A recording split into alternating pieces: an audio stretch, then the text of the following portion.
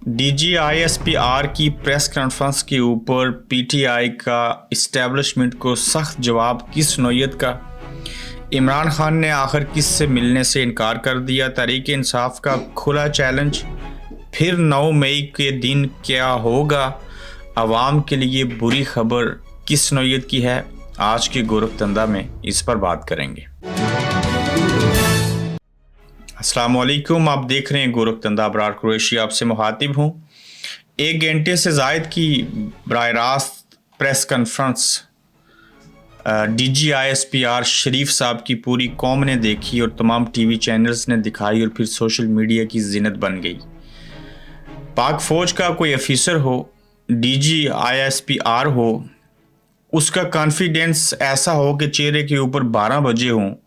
सवाल किया जाए तो नो कमेंट्स कह दे, और जब सवाल का जवाब देने के ऊपर आए तो अदाद व शुमार गलत हों। एतमाद ना हो तो फिर उसके ऊपर जो है मातम ही किया जा सकता है। ये DGISPR की जो प्रेस कॉन्फ्रेंस थी, मुझे लगा कि इनके अंदर भी छोटी सी मरियम औरंगज़ेब जो है वो छुपी है।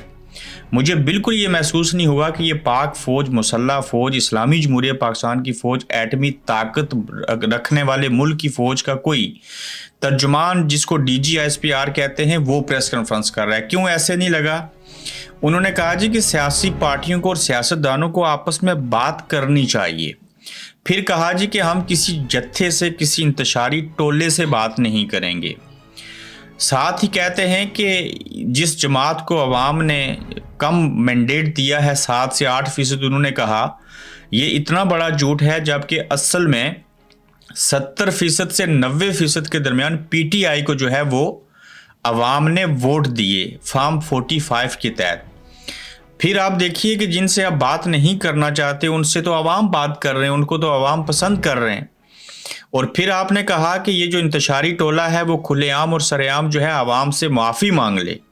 माफ़ी तो उस बात के ऊपर होती है और मांग लेने वाला बड़ा ठहराता है और बड़ापन होता है और बड़ेपन का मुजाहिरा करता है, लेकिन वो तब होता है जब आप किसी गलती के ऊपर हों। जब गलती ही नहीं की, उल्टा चोर कतवाल को डांटे, तो फिर पाकिस्तान तहरीक इंसाफ क्यों माफ़ी मांगे। तो आपकी प्रेस कॉन्फ्रेंस का जो सियाक व सबाक थी उसके वो ये थे कि इमरान खान जान छोड़ो, जेल से बाहर निकलो, हम सब से और कौम से माफ़ी मांगो और हमारी भी जान छूटे और कोई दरमियाना रास्ता जो है वो निकाला जाए।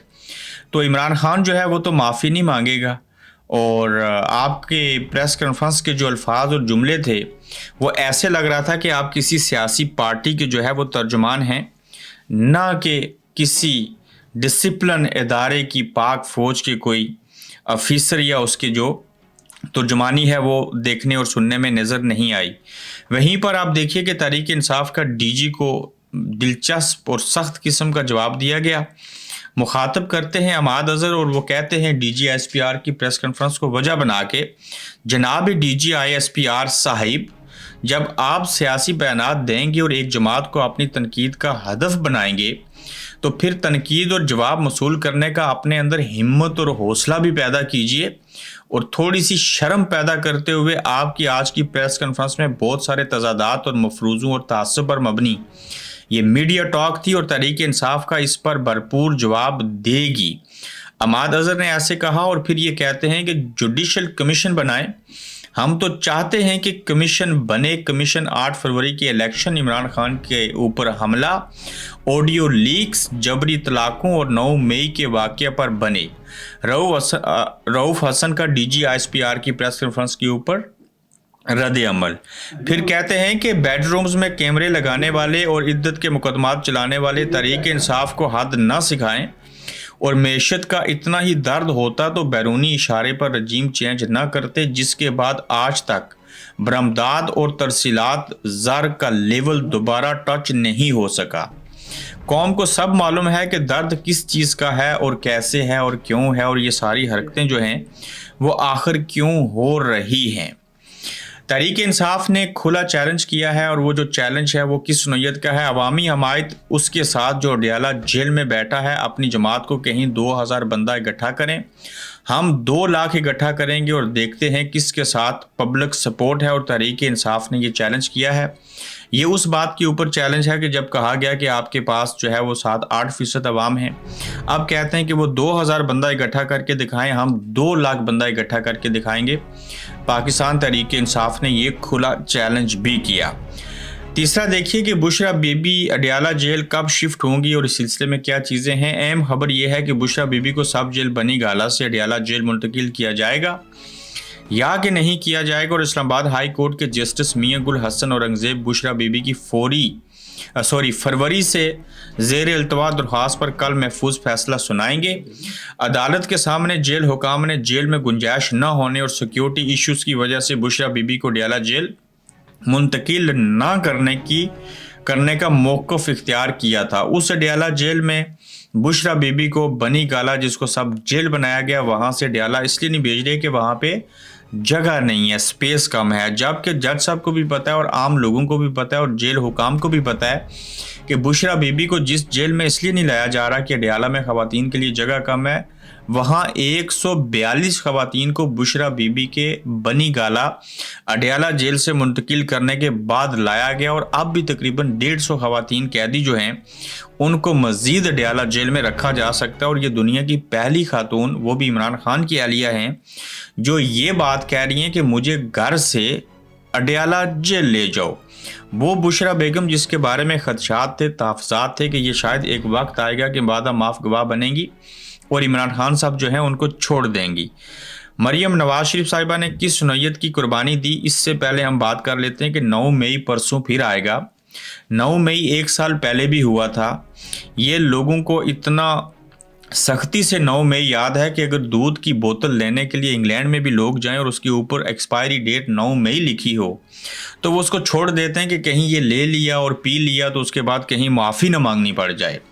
تو 9 مئی پرسوں ہوگا، اور 9 مئی کے دن کیا ہوگا اس حوالے سے پشتون، پٹھان، پختون جو ہیں KPK کے لوگ، وہ 9 مئی کو پرامن احتجاج کریں گے، ٹکٹ ہولڈرز لیڈ کریں گے، خیبر پختونخوا اسمبلی میں قانون پاس کیا جائے گا۔ آج بھی ہمارا مطالبہ ہے کہ 9 مئی سے متعلق جوڈیشل کمیشن بنایا جائے، بیرسٹر گور خان نے ایسے کہا۔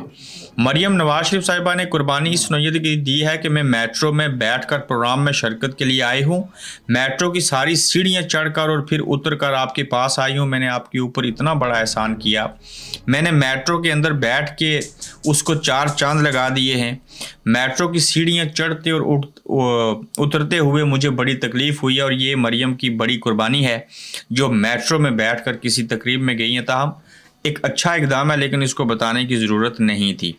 پاکستانیوں کے لیے ایک بری خبر ہے، اور اس خبر کا تعلق جو ہے وہ ایک محکمے کے ساتھ ہے، اور اس حوالے سے مہنگائی کے ستائے عوام کے لیے بری خبر، اور شہر قائد سمیت ملک بھر میں بجلی پھر مہنگی ہونے کا امکان پیدا ہو گیا ہے۔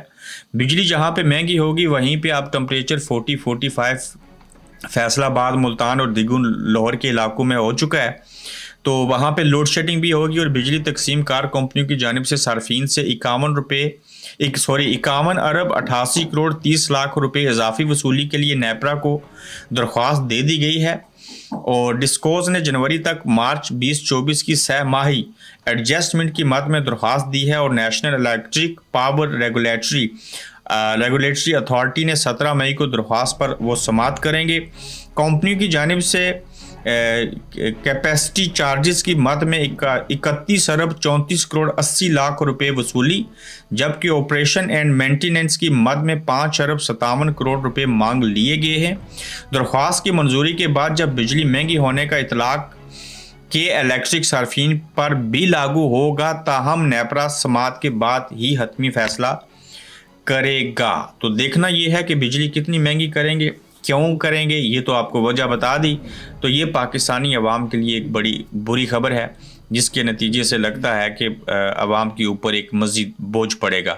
اپنا خیال رکھیے گا، اپنا فیڈ بیک دیجیے گا، تو انشاءاللہ پھر آپ سے ملیں گے۔ آپ دیکھ رہے ہیں گورکھ دھندا ابرار قریشی کے ساتھ۔